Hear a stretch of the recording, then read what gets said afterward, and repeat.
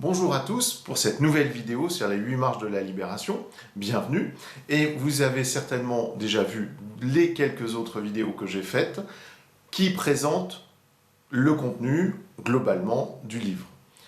Aujourd'hui, je vais parler des références scientifiques que j'utilise pour corroborer le livre. Je ne suis pas scientifique, mais j'ai bien constaté que, puisque c'est un sujet qui m'intéresse, j'ai bien constaté que les dernières recherches, dernières découvertes scientifiques corroborer les étapes que nous vivons en termes énergétiques. Ce qui est intéressant, c'est de rapprocher la science et l'énergétique. Contrairement à ce qu'on pourrait croire, ce n'est pas antagonique, c'est au contraire très complémentaire. Et je vais vous parler des chercheurs qui ont osé aller plus loin, on va dire, que la pensée classique scientifique. Donc, quelle référence j'utilise ?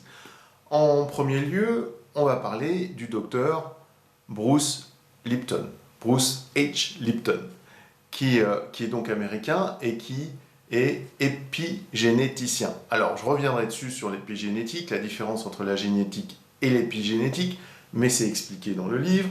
Et donc, j'utilise ces recherches absolument passionnantes sur comment fonctionne notre biologie, nos systèmes de défense biologique et comment ces connaissances peuvent nous être utiles dans notre explication de notre chemin d'âme. J'utilise aussi ces études sur la réincarnation. Je ne vais pas aller plus loin puisque j'en parlerai dans une autre vidéo, mais le docteur Bruce Lipton est absolument passionnant. Je l'ai redécouvert à Londres lors de conférences où j'ai découvert un autre chercheur tout à fait passionnant, mais cette fois-ci en neurosciences, qui est le docteur Joe Dispenza. Je fais donc référence à ce chercheur qui a vécu une histoire assez incroyable, où grâce à, on va dire, la puissance de son esprit, la puissance de son cerveau, il a pu projeter une image tellement puissante qu'il a pu se sortir d'un handicap sévère pour se soigner totalement. Et aujourd'hui, le docteur Dispenza fait des conférences dans le monde entier, et plus que ça, fait des études scientifiques autour de la puissance de l'esprit sur le corps. Donc voilà pour ce qui est du docteur Joe Dispenza. Ensuite, je vais aussi me baser sur le fameux docteur Didier Raoult, non pas sur ce qui s'est passé autour du virus, de l'épidémie, etc. Ce n'est pas du tout le sujet du livre. Par contre, le docteur Raoult a écrit plusieurs livres sur la science et l'histoire de la science. C'est un de ses métiers, hein, d'enseigner sur l'histoire de la science et sur la connaissance. Et ça, c'est assez passionnant. Donc, du coup, j'utilise ce travail qu'il a fait, tout en sortant de quelques polémiques que ce soit, mais c'est un vrai penseur et il est utilisé aussi dans le livre à ce niveau-là. Ensuite, je travaille aussi du côté de la science quantique. Et là, j'ai toute une série de chercheurs dont je parle dans le livre, qui ont fait des livres absolument remarquables de vulgarisation. Je reviendrai sur une vidéo tout spécialement dédiée à l'énergétique et physique quantique. Et vous inquiétez pas, c'est pas si compliqué que ça, même si la physique quantique évidemment est compliquée, puisque même les physiciens quantiques considèrent que celui qui dit qu'il comprend la physique quantique, en fait, il n'a rien compris, puisque personne n'y comprend vraiment pas, enfin presque rien, on va dire. Mais par contre, les principes de la physique quantique nous amènent énormément de clés de compréhension sur l'énergétique et son fonctionnement. Je reviendrai dessus dans une vidéo. Et quelles sont les références ? Eh bien, je regarde mes petites notes en même temps. Étienne Klein, très connu à ce niveau-là, qui a beaucoup parlé d'univers des quantas et qui a fait un livre absolument formidable qui nous aide pour comprendre la physique quantique, en tout cas les principes de base. Donc Étienne Klein. Ensuite, j'utilise aussi, on va dire, la vulgarisation, c'est-à-dire ces chercheurs ont réussi à mettre en mots à peu près simples une science très complexe. Et déjà, faut s'accrocher quand on lit les livres. Donc, du coup, j'ai resimplifié derrière. Donc, je reviens sur mes références. Mark Humphrey, Paul Pancella, Nora Berra.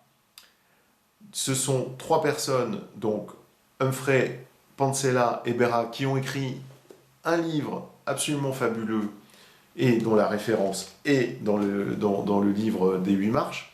Un livre absolument fabuleux et passionnant sur la physique quantique. Et puis, une autre référence sur la physique quantique, Julien Bobroff, qui fait des vidéos absolument incroyables en termes de démonstration sur la physique quantique et la réalité de la physique quantique. Et des principes plutôt, la réalité des principes de la physique quantique. Je reviendrai là-dessus. Et ne vous inquiétez pas, encore une fois, je ne suis pas scientifique et tout ça est expliqué dans des termes extrêmement simples dans le livre. Voilà, ça c'est pour la physique quantique. Et puis, on va parler aussi dans le livre d'inconscient collectif et de tout le travail qu'a fait Carl Gustav Jung, qui nous a amené des outils absolument passionnants et de compréhension de comment fonctionne l'inconscient. Et ça, c'est un sujet très très important en termes de compréhension de notre chemin d'âme, le rôle de notre inconscient. Nous allons parler de Carl Gustav Jung autour surtout de l'événement autour du fameux scarabée qu'il a présenté lors d'une séance à une patiente qu'il a complètement libérée. Je reviendrai dessus certainement dans une autre vidéo, mais c'est autour de cette expérimentation qu'on va comprendre aussi comment cette expérimentation est reliée étonnamment à la physique quantique. J'arrête ici pour Carl Gustav Jung, passionnant. Et puis, ce livre parle aussi, dans une étape du livre, vous imaginez bien que la prise de conscience akashique, dont j'ai parlé dans une autre vidéo, c'est-à-dire savoir quelle est notre juste place dans le cosmos, nous amène à essayer de mieux comprendre l'univers. Et où est-ce qu'on en est en termes de recherche sur l'univers? Et donc, sur les théories aussi des univers et des multivers, s'il y a plusieurs univers. Et donc, je fais référence à Hubert Reeves et à Trinh Xuan Tuan. J'espère que je l'ai bien prononcé, Trinh Xuan Tuan, qui ont fait des livres absolument passionnants sur le cosmos et aussi sur l'histoire que nous avons avec la meilleure compréhension du cosmos. Et lorsqu'on étudie le cosmos, on étudie aussi nous-mêmes, c'est-à-dire on étudie, excusez-moi, l'infiniment grand et l'infiniment petit. Voilà. Puisque une étude, et ça je l'écris dans le livre, une étude ne peut être qu'intéressante si on fait sans arrêt cet aller-retour entre l'infiniment grand et l'infiniment petit, c'est-à-dire on fait des allers-retours entre comprendre ce qui se passe dans le détail et puis comprendre globalement aussi ce qui se passe pour avoir une vision à la fois large et fine. Et c'est en faisant ces allers-retours que nous avons une véritable compréhension des choses. Et c'est exactement ce que je propose dans ce livre, de passer sans arrêt du détail de nos étapes dans notre libération, sur notre chemin d'âme, et aussi avoir une vision globale.